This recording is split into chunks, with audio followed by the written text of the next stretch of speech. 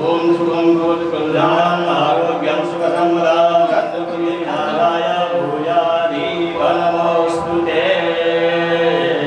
चतुर्लिंग करुणाक्रियां देशदंष्टमहाकाय कल्पान्तधनो भवाय नमस्तुभ्यां अनुज्ञां सुमर्हसि ओम ह्रीं मंगलकाय वरदाय गुरुप्रभाय ओम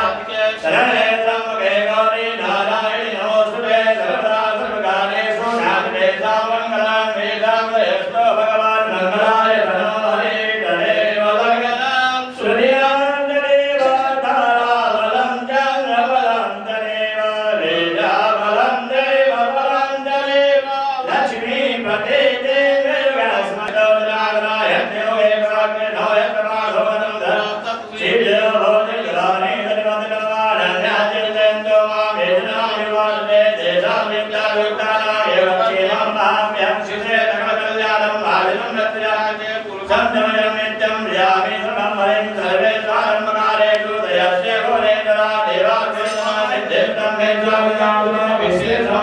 प्राणी और न चलने वाले अस्थावर और जंगम दोनों प्राणी।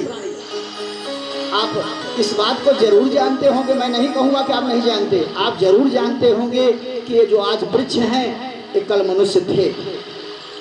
हमारी श्रुति देवी जिसके रचयिता हमारे आदि पूर्वज मनु जी महाराज जी हैं, श्रुति देवी कहती हैं कि योनि मन्ने प्रपद्यन्ते शरीरत्वाय देहिनः स्थाण मन्ने नुसयन्ति यथा कर्म यथा श्रुतम। जिसने मनुष्य जीवन पाप पा करके पाप और पुण्य बराबर किया वो फिर से मनुष्य योनि में आ जाएगा। जिसने पाप कम किया पुण्य ज्यादा किया वो देव योनि में चला जाएगा। जिसने पाप अत्यधिक किया पुण्य बहुत कम किया वो तिर्यक योनियों में चला जाएगा। और जिसने पुण्य का नाम ही नहीं लिया सिर्फ पाप ही पाप किया मनुष्य जीवन पा करके वो स्थावर भाव को प्राप्त हो जाएगा, जड़ हो जाएगा, वृक्ष हो जाएगा।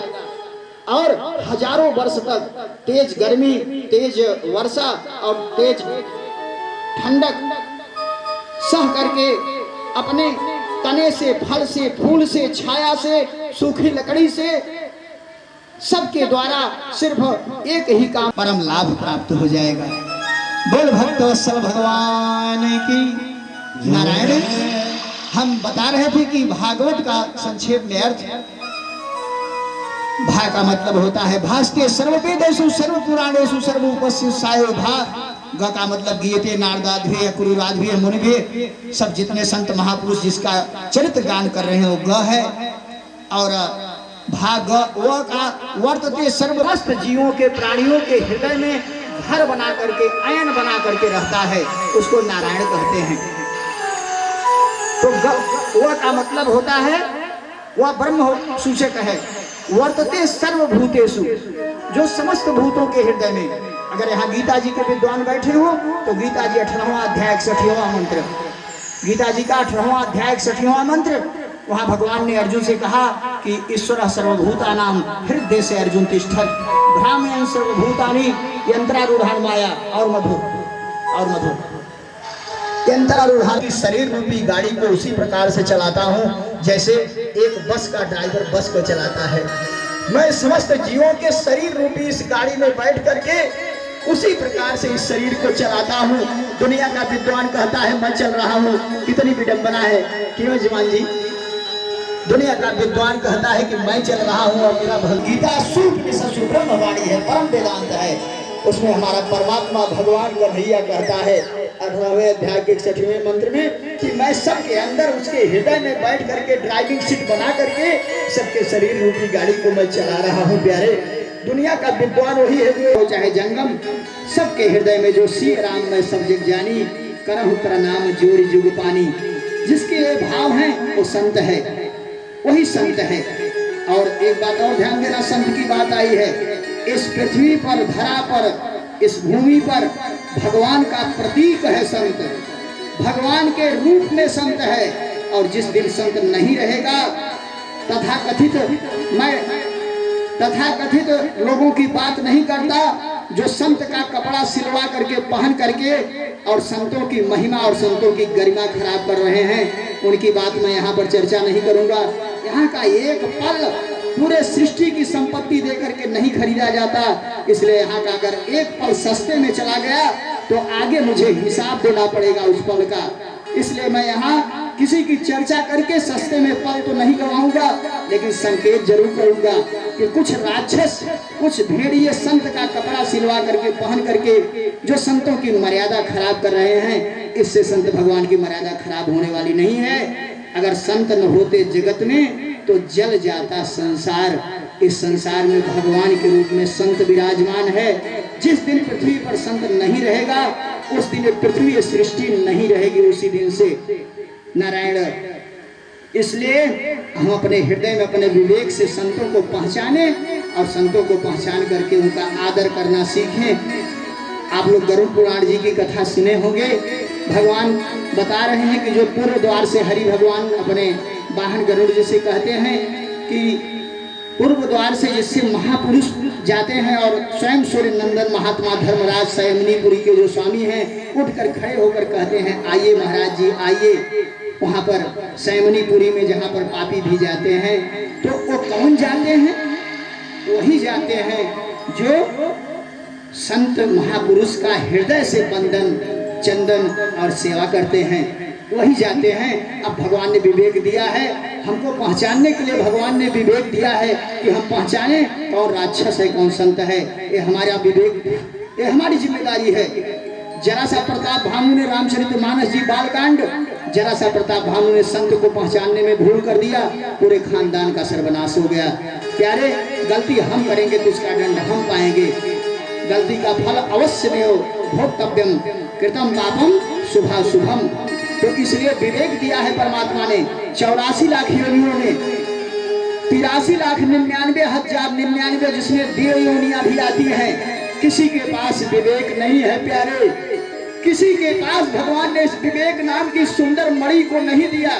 इस सुंदर मणि को भगवान ने सिर्फ मात्र एक योनि मनुष्य को दिया, और उसी विवेक से मनुष्य चाहे तो नर से नारायण बन जाए, और देवता वही विवेक नहीं है। इसीलिए बेचारे तरसते रहते हैं कि काश हमको भी भारतवर्ष में मनुष्य की शरीर प्राप्त हो जाए, तो मैं भी अपने जीवन का उद्धार कर सकूं। नहीं तो पूरे छेड़े में चूलों के बसंती अपना एटीएम खा लेंगे, अपना एटीएम खा लेंगे, तब लात मार करके वहां से नीचे ढकेल ले जाएंगे। तो इसलिए प्यारे, आप जो है जीवन की सर्वश्रेष्ठ ऊंचाई पर बैठे हैं, इससे ऊंचा संसार में कोई स्थान नहीं है। अब आप यहाँ से जितनी ऊंचाई से जो व्यक्ति गिरता है, उतनी तेज चोट उसको लगती है। तो इसलिए जब बिल्कुल आप सृष्टि के भी, सृष्टि में बहुत जाति हैं, बहुत धर्म हैं, लेकिन आप पराकाष्ठा पर, चोटी पर बैठे हैं। ब्रह्म कुल जो है भगवान के मुख से, ब्राह्मणों से हमारे विद्वान आचार्य जी महाराज जी बोलते हैं, ब्राह्मणों से मुखमासीद और मुखाद अग्नि रजायते। भगवान के मुख से दो की उत्पत्ति हुई, एक भगवान अग्निदेव महाराज जी की, और दूसरे हमारे कुल की, ब्रह्म कुल की, ब्राह्मणों की उत्पत्ति भगवान के मुख से है। इसलिए आप सर्वश्रेष्ठ ऊंचाई पर बैठे हैं, जरा सा सावधान हो जाइए, जीवन का परम लाभ मिल जाए। जरा सा फिसले तो पुनर् जन्म पुनर् मरणम, बार बार कुत्ता बिल्ली बन करके ही भटकना होगा प्यारे। तो उसको तरी बोलते हैं, तरनी। तो तरी और लोकवासिना, ये भागवत जी क्या है? लोकवासिना। इस पूरे संसार के जीवों के लिए तरी नौका के समान है। जो इन भागवत जी की शरण में, इनके शरण को ग्रहण कर लेता है, अपने हृदय में इनको धारण कर लेता है, वो इस भवसागर से अनायास ही पार हो जाता है। राम नाम करे पुकार, आओ प्यारे भक्तों बैठो मेरे चरण मैया के पास। राम नाम की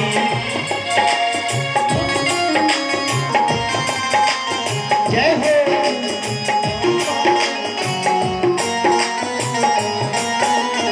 क्या बात है।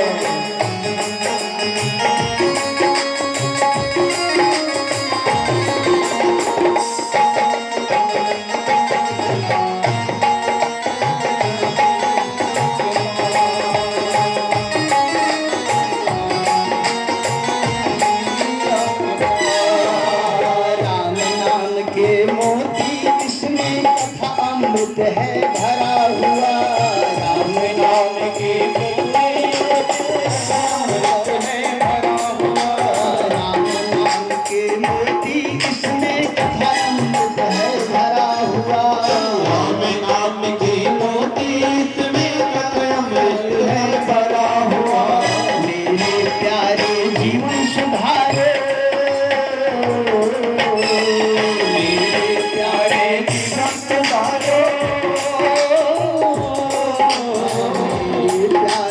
जीवन सुधारे,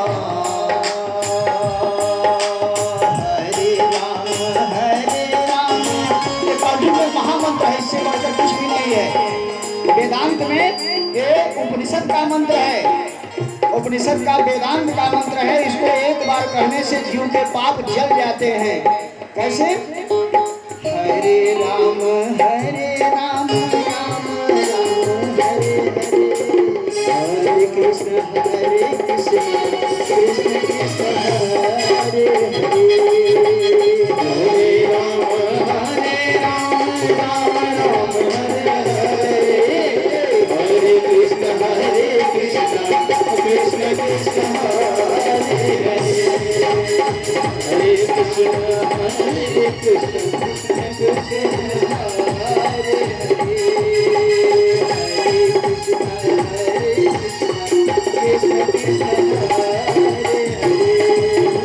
कृष्ण कृष्ण हरे हरे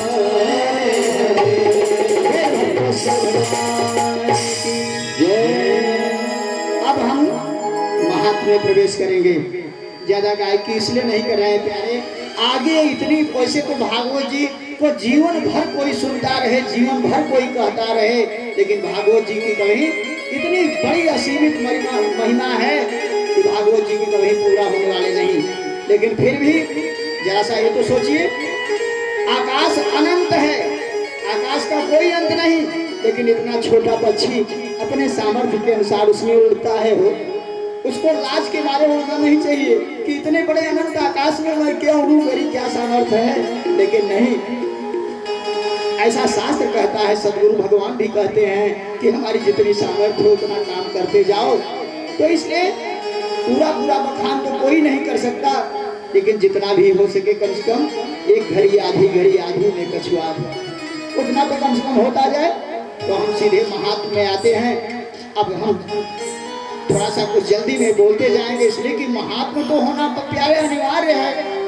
आज तो हमको एक दो स्कंध होना चाहिए।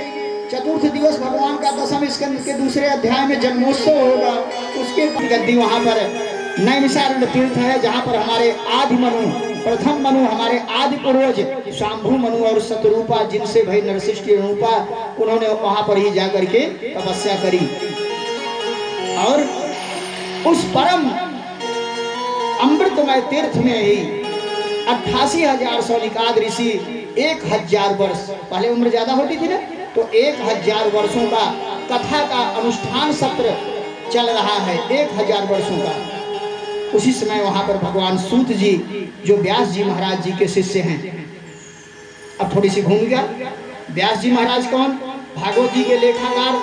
ऋषियों ने कहा कि भागवत लिखने वाले कौन? तो भागवत लिखने वाले का परिचय जानिए।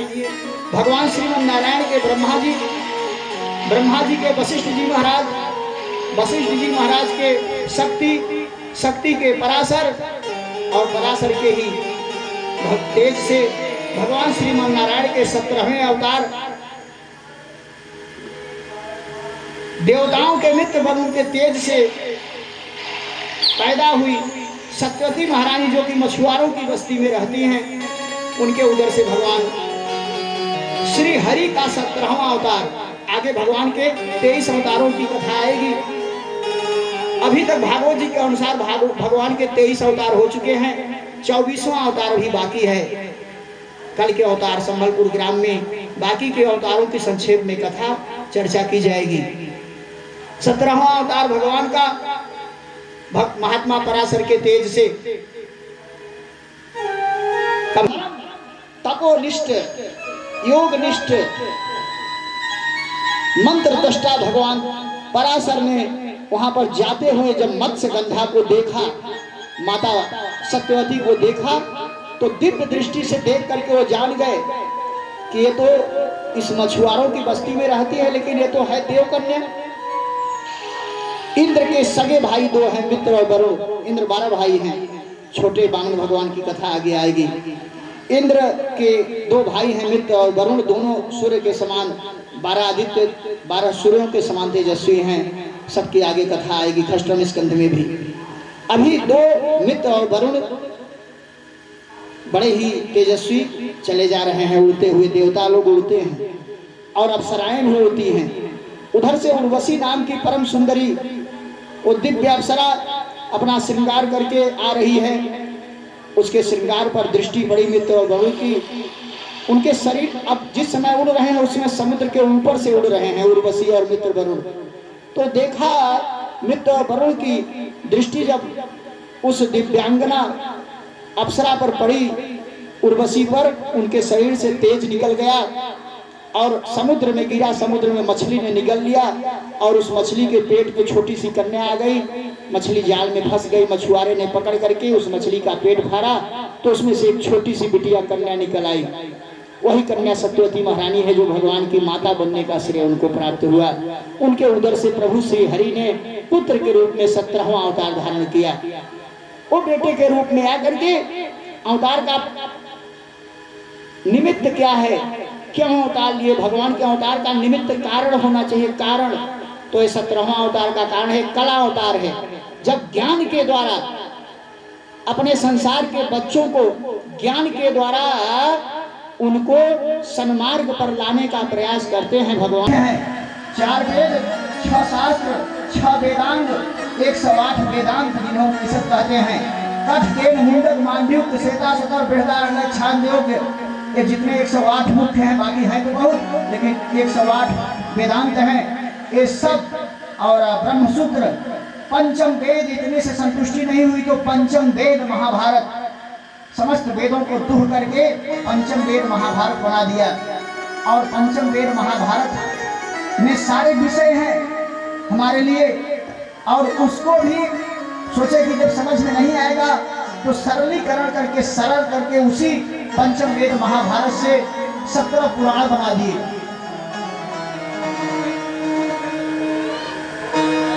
17 पुराण के साथ में हर जगह पर घूमती हुई, रामेश्वरम जी से ऐसे होती हुई भक्ति महारानी घूमती हुई, महाराष्ट्र से, गुजरात से होती हुई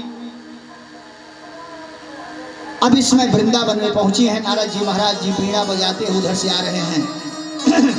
श्रीमन नारायण नारायण नारायण, श्रीमन नारायण नारायण, आप लोग बोलते जाइए। श्रीमन नारायण नारायण नारायण, श्रीमन नारायण नारायण नारायण, लक्ष्मी नारायण नारायण नारायण, लक्ष्मी नारायण नारायण नारायण, सद्गुरु नारायण नारायण नारायण, सद्गुरु नारायण नारायण नारायण, श्रीमन नारायण नारायण नारायण,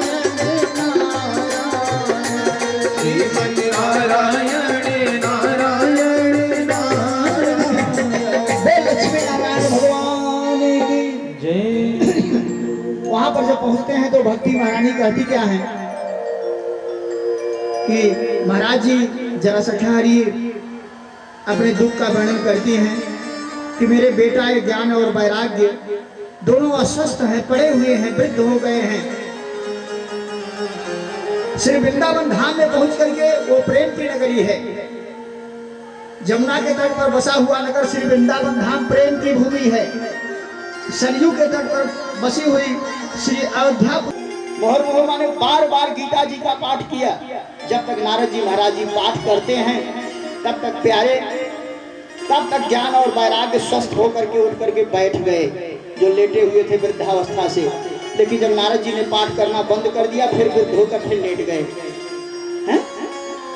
क्या बात है भाई, अब वेद का पाठ किया, वेदांत का पाठ किया, गीता जी का पाठ किया हो, और कथा बता रही है कि जब तक पाठ करते हैं, यानी जब तक दवाई खाओ तब तक मर्ज ठीक है, दवाई खाना बंद कर दिया तो फिर से मर्ज बढ़ गया। ऐसा नहीं करना चाहिए भाई। तो फिर उसकी ऐसी दवाई किया जाए जो मर्ज जड़ से ही समाप्त हो जाए। ये जो जन्म जन्मांतर का मर्ज लगा हुआ है बीमारी, इसको जड़ से ही निकाल दिया जाए। बोले कैसे, इसकी कोई दवाई है? बोले कि अब हम थोड़ा सा बद्री नारायण जी से आते हैं, अपने भाइयों से मिलकर, जहाँ पर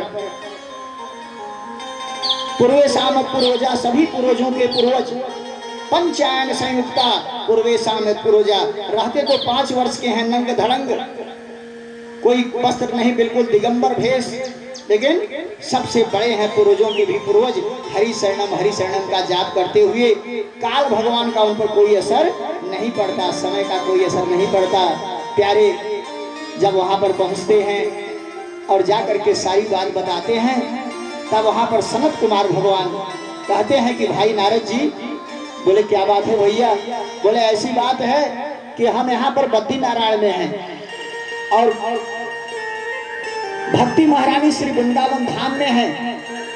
जाकर के आप भक्ति महारानी से और उनके बेटा से बोलिए कि वो आगे आए और मैं पहाड़ से नीचे उतरता हूँ। जानकार लोग जानते हैं कि बद्री नारायण से पहाड़ पर से जितनी दूरी हरिद्वार की है उतनी ही वृंदावन से भी दूरी हरिद्वार की है। वृंदावन से और बद्री नारायण से ठीक बीच में हरिद्वार जी पड़ते हैं। हरिद्वार माने भगवान का दरवाजा हो, नाम देखो हरिद्वार यानी भगवान के घर का दरवाजा बीच में पड़ता है। सनत कुमार जी ऊपर से नीचे हरिद्वार आते हैं। यहाँ से भक्ति महारानी अपने बच्चों के साथ किसी तरह से हरिद्वार पहुँचती हैं। वहाँ पर यजमान बन करके नारद जी तीनों लोगों के सब जितने देवता हैं, बड़े बड़े विद्वान ज्ञानी राजर्षि महर्षि परमर्षि सब जितने हैं सब वहाँ पर पधारते हैं। और गंगा जी महारानी के बहुत बड़े बट वृक्ष के नीचे आनंद तट पर वहाँ पर एक व्यासपीठ सुंदर सी बनाई जाती है जिस पर भगवान सनत कुमार जी विराजमान होते हैं। और नारद जी महाराज जी यजमान बन करके सामने बैठ जाते हैं। भक्ति महारानी जब आती हैं तो आश्रम में सुंदर सुंदर पकवान बट रहे हैं, सुंदर सुंदर भोज्य पदार्थ बट रहे हैं। लोग बड़े बड़े झापा में लेकर के और बहुत सारे लोग लाइन लगा करके याचक खड़े हुए हैं और उठा उठा करके पैकेट सब महाराज जी के जो शिष्य हैं उनको दे रहे हैं। ऐसे समझ में झांकी समझ में आ रही है। अब एक बात और सुन लीजिए, बात आती है तो वही बात बताई जाती है। कथा का श्रवण नहीं होता, सबसे श्रेष्ठ श्रोता वो है जो कथा देवी का दर्शन करता है। कलकत्ता में एक बंगाली ब्राह्मण की लड़की थी, वो जब कथा सुनने के लिए आती थी तो कहती थी कि हम पूछते कि बिटिया आ गई, तो कहती थी कि हाँ महाराज जी अब हम कथा का दर्शन करने आ गए हैं। कथा इसका मतलब क्या होता है जानते हैं? जो प्रसंग चल रहा हो श्रोता उसके जरा सा नैनों को झपका करके मम गुण गाओ। जब नैन नहीं झपके तो इसका मतलब आप मन लगाकर नहीं सुन रहे हैं। जरा सा नैनों को झपका करके मम गुण गाओ तो पुलक शरीरा गदगद हृदय नैन बह नीरा। जरा सा पलकों को झपका करके आप झांकी देखिए, झांकी का दर्शन करिए। कौन सी झांकी चल रही है यही बताना चाहता था जो यहाँ आया। आप झांकी देखते जाइए और कान से जो कथा हो रही है उसको सुनिए और नेत्रों से झांकी का दर्शन करते जाइए। बड़ी ही सुंदर झांकी है गंगा महारानी के तट पर। सुंदर सा दिव्य आसन बना हुआ है व्यासपीठ और बाल संत श्री सुखदेव जी महाराज जी पधारे हैं। व्यासपीठ पर विराजमान है। सामने भक्ति महारानी उनके पुत्र ज्ञान वैराग्य बहुत सारे ऋषि महर्षि परमर्षि देवतागण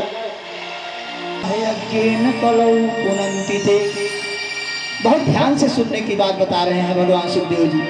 बहुत ध्यान से सुनने की बात क्या बता रहे हैं?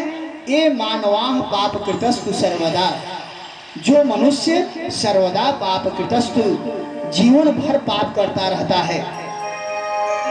सदा दुराचार रताह, जीवन भर दुराचार में रत रहता है, लगा रहता है। सदा दुराचार रताह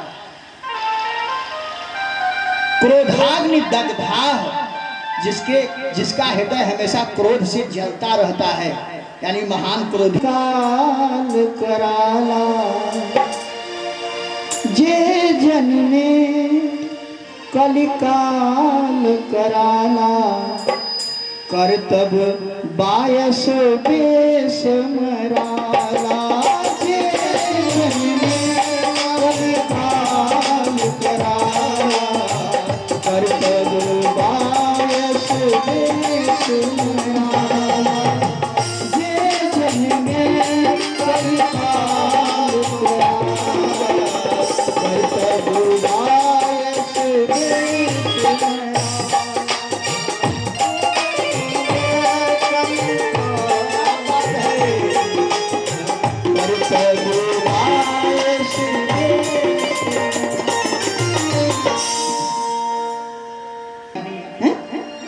राष्ट्रीय संत, ऐसे ऐसे महाराज जी, ये सब विशेषण हैं। तो जितने विशेषण सुखदेव ने सुदामा जी महाराज जी के नाम के पहले लगाए, इतने विशेषण किसी भी पात्र के नाम के पहले नहीं लगाए। इससे पता चलता है कि मनुष्य की कीमत उसके पैसे से नहीं, उसके हृदय की विशालता से होती है। जिसका हृदय विशाल है वो महापुरुष है, और जिसका हृदय बहुत छोटा है वो क्षुद्र पुरुष है। इसलिए संपत्ति से, पैसे से किसी के हृदय की विशालता नहीं आती। करके उनको रखें, दबा करके रखें। लेकिन शास्त्र भगवान ने हमारी देवियों को शास्त्र में पहला स्थान दिया है। मातृदेवो भव, माता का स्थान पहला है, पिता का स्थान दूसरा है। आचार्य, आचार्य का मतलब जानते ही होंगे, हैं कि बताएं? आचार्य का मतलब हमारे यहाँ विद्वानों की मुख्य रूप से दो पहचान है, दो विशेषताएं हैं, दो विशेषण हैं, शास्त्री और आचार्य। शास्त्री उसको कहते हैं प्यारे, जिसने समस्त शास्त्रों को, पुराणों को पढ़ करके याद कर लिया हो, वो शास्त्री है। और समस्त पुराणों को, शास्त्रों को याद करने के बाद जिसने उन समस्त याद की हुई बातों को अपने जीवन में उतार लिया, आचरित कर लिया, उसको आचार्य कहते हैं। हमारे यहाँ तीसरे नंबर पर है, और चौथे नंबर पर एक और देवता है, अतिथि देवो भव, जो हमारे दरवाजे पर, गृहस्थ के दरवाजे पर अगर कोई अतिथि आता है तो अगर भोजन का समय है तो भोजन, जलपान का समय है तो जलपान, कुछ मांग। अपनी प्राण प्रिया श्री किशोरी जी के साथ दंडक वन में कुटिया लगाकर रहते हैं। रावण का भेजा हुआ वहां पर मारीच आता है। सुपनखा के उकसाने से रावण मारीच के पास जाता है। मारीच सोने का मृग बन करके आता है। सोने का मृग कभी नहीं होता, लेकिन प्राण प्रिया किशोरी जी ने कह दिया कि स्वामी मुझे ये मृग चाहिए, मुझे ये मृग चाहिए। तो राम जी ने एक बार भी नहीं कहा कि नहीं, शांत रहो, चुप रहो, बैठी रहो। और तुरंत अपनी कमर में फेंटा बांध करके धनुष मार दे करके राम जी उस मृग के पीछे पीछे दौड़ने लगे। यत्र नार्यस्तु पूज्यन्ते रमन्ते तत्र देवता। जिस घर में स्त्रियों का सम्मान होता है उस घर में सारे देवता निवास करते हैं, स्वयं लक्ष्मी जी निवास करती हैं, सारी सब सुख सुविधा उस घर में निवास करती है प्यारे। उस घर में भूत प्रेत पिशाच बाधा कभी आए तो मुझे फोन करके बताना, जिस घर में स्त्रियों का सम्मान होता है। और जिस घर में माता को सबसे बड़ा दर्जा प्राप्त है, बिना माता चाहे 95 वर्ष की हो, उसके बच्चे कितने बड़े बड़े अधिकारी, बड़े बड़े बिजनेसमैन, व्यापारी हो, 10-10, 5-5 बेटे, लेकिन अगर 95 वर्ष की बुढ़िया माई जीवित है, परिवार में चारपाई पर पड़ी हुई है, तो आदेश उसका चलना चाहिए। अगर घर में माई के बिना पूछे कोई भी बेटा कोई काम करता है अच्छा बुरा, तो उस घर में नाना प्रकार की परेशानियां जरूर आएगी। जिस घर में बुढ़िया माई जीवित है, अगर उसका आदेश चलता है, उस घर में कोई परेशानी आए तो मुझे जरूर फोन करना, बताना। क्यों? कि वो साक्षात उसी घर में स्वर्ग नहीं वैकुंठ निवास करता है। जिस घर में बुढ़िया माई का सम्मान होता है, वहां उसके चरणों में सारे देवी और देवता निवास करते हैं। कैसे?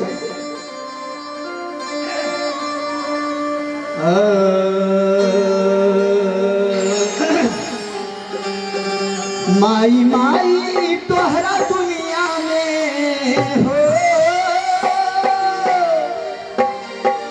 माई माई तोहरा दुनिया में बड़ाई नहीं बा। वो भागा हवै जेकरा घरवा माई नहीं बा। वो भागा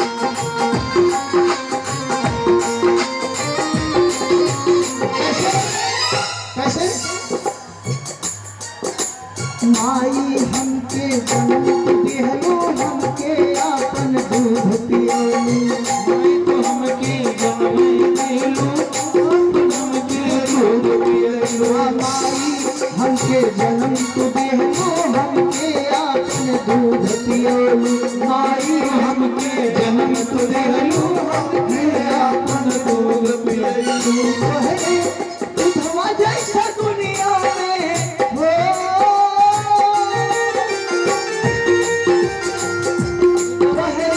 दुधवा जैसे दुनिया में मिठाई हवे जेकरा घरवा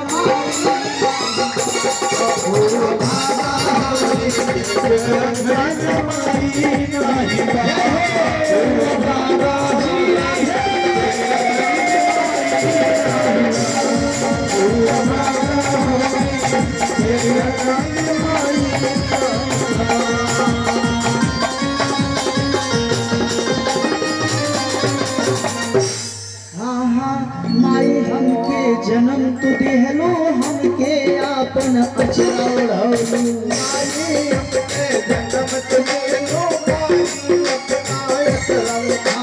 माई हमके जन्म तू देहलो हमके आपन अचरा ओढ़ौलू माई हमके जन्म दिहलो हमके आपन अचरा ओढ़ौलू अचरा जैसे दुनिया में अचरा जैसे दुनिया में रजाई नारिया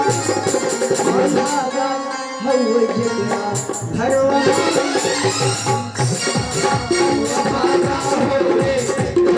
घर में माई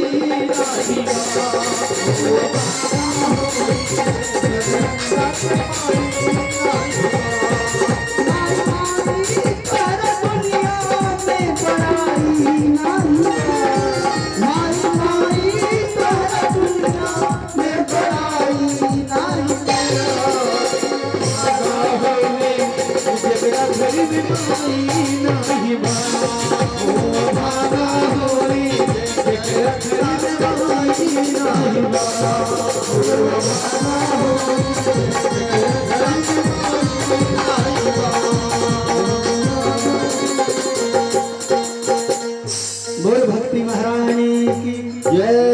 नारायण समय कम है इसलिए तीन भाई तो जही सन्निपात दुखदाई प्रीति करहि जौती भाई उपजहि सन्निपात दुखदाई प्रीति करहि जौती भाई उपजहि सन्निपात दुखदाई।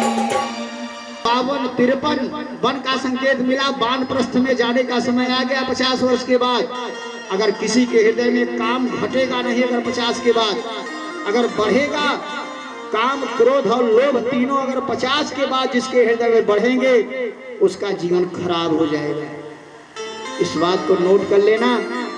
इसलिए इस बात को जरूर नोट करना कि जिसकी 50 से ज्यादा उम्र हो जाए वो काम क्रोध और लोभ पर धीरे धीरे अभ्यास के द्वारा विजय प्राप्त करने की कोशिश करे, क्योंकि मन का भरोसा कभी भी विद्वान पुरुष को नहीं करना चाहिए। जो मन पर भरोसा करता है वो उसी प्रकार से धोखा खाता है जैसे शेर पर विश्वास करके एक बार एक मूर्ख मनुष्य ने धोखा खाया। इसलिए किसी पर भरोसा नहीं करना चाहिए मन पर। देखिए मन के मते मन से बड़ा बहुरूपी न कोई, पल पल रचता खेल निराले।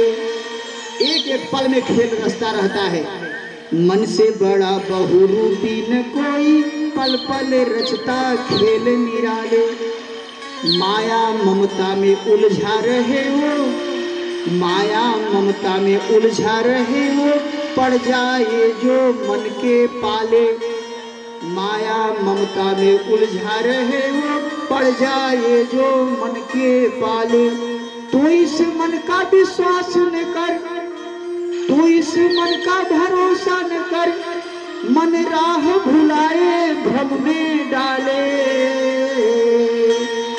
तू इस मन का दास न बन, तू इस मन का दास न बन, इस मन को अपना दास बना ले, तू इस मन का दास न बन, इस मन को अपना दास बना ले। जो इस मन को अपना दास बना लिया प्यारे, वो जितेंद्रिय है, वो जीवन का परम लक्ष्य प्राप्त कर लिया। लेकिन आगे यहीं से जब अभी सूत भगवान भूमिका बताएंगे, जब द्वितीय स्कंद के उत्तरार्ध में सुखदेव भगवान जी महाराज जी आएंगे व्यासपीठ पर, तब उसके बाद वहीं से मन को कैसे बस में किया जाए, यहीं से भागवत जी की शुरुआत होती है, प्रश्न उत्तर होने लगेंगे और यहीं से कथा की शुरुआत होगी। परीक्षित रोएगा कि गुरु जी मन बस में नहीं हो रहा है, तो सुखदेव जी सारी प्रक्रिया बताएंगे। अभी वो समय आगे आएगा। जिता सनो जित श्वासो जित संगो जितेंद्रिय।